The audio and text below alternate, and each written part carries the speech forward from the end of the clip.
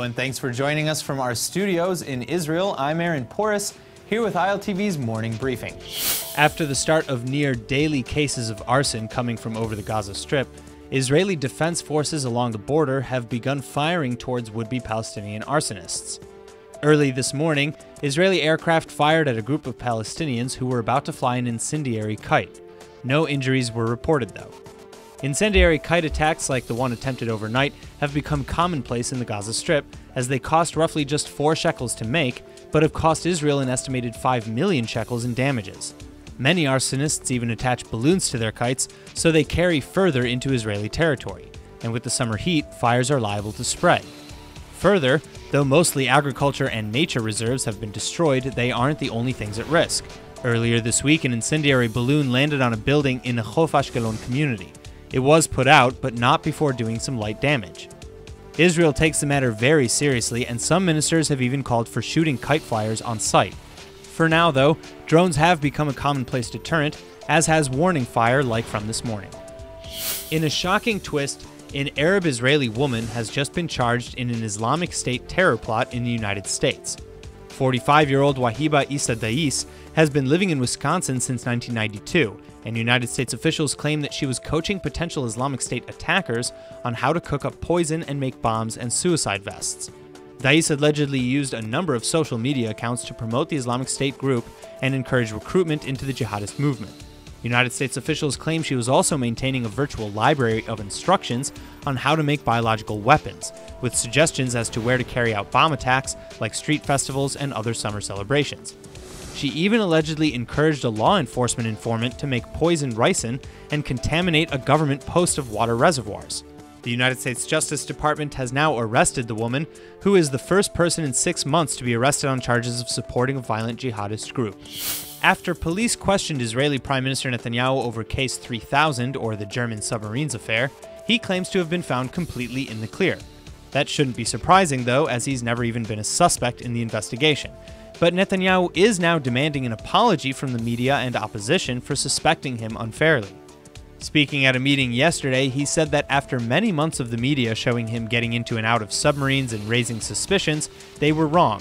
Therefore, he continued, he now, quote, expects to hear from the media and politicians like Lapid and Bogi Ya'alon that they apologize. They have yet to do so, but how does it all go? All the air escaped this balloon, as it will in the end for all the other balloons, end quote. Case 3000 has to do with the alleged bribery of Israeli officials in order to influence the purchase of submarines from German shipbuilder ThyssenKrupp. 5 people are recommended for indictment, including Prime Minister Netanyahu's cousin and personal lawyer, David Shimron. For decades, female Israeli lawmakers have been trying to criminalize the purchase of sex services in Israel. And now, Justice Minister I.S.I.S has just presented a draft of a bill that would fine Johns who hire prostitutes. Clients of sex services, or Johns, would be given a fine of 1,500 shekels, which is about $420.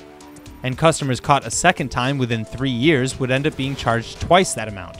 According to the legislation, Johns would of course have the ability to appeal the fines or request to be tried in court, but the bill actually gives the court the authority to increase the fine up to $4,000 if the John is found guilty.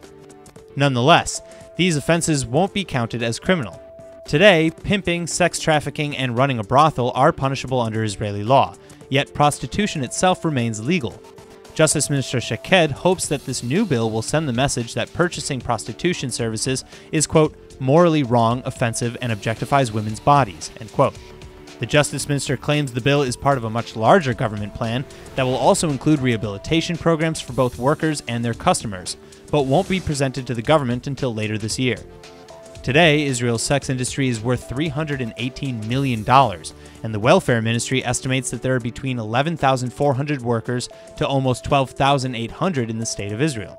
The same 2016 report also claims that 71% of prostitutes say they began sex work out of financial desperation, and 76% say they would get out of the industry if they had the chance. The idea of punishing the clients of prostitutes was actually introduced in Sweden back in 1999, and has since been followed by Iceland, Canada, Ireland, France, and Norway. 3 pairs of Jewish Israelis and Arab Muslims have just been awarded for their incredible work towards advancing peace in the region. They are recipients of the 14th annual Victor J. Goldberg Prize for Peace in the Middle East, meaning they've just taken $30,000 home collectively. So who won? The three winners include the Mosaica Religious Peace Initiative, the Peace Players, and the Change Agents organization. The Religious Peace Initiative is working to bridge divides between religious leadership in the region and make the voices even stronger of religious leaders who are advocating for peace. Peace Players uses basketball to bring together both Jewish and Arab women from northern Israel, and their team, called the Middle East Tamra Naharia All-Star Team, actually made history in the 2016-2017 season for being the first female Israeli and Arab team to advance to the national division. The third winner, Change Agents, is an organization that creates courses designed to connect Palestinian and Israeli professionals. Change Agents works with lawyers, mental health professionals, journalists, environmentalists, and more to create dialogue and promote action towards peace. All three of these organizations will be taking home $10,000 each and a whole lot of prestige. So if you're looking to contribute to a peaceful future in the region, you may want to check them out. That's all for now. I'm Aaron Porras, and see you later with our main daily broadcast from Israel at 2 p.m. Eastern Time.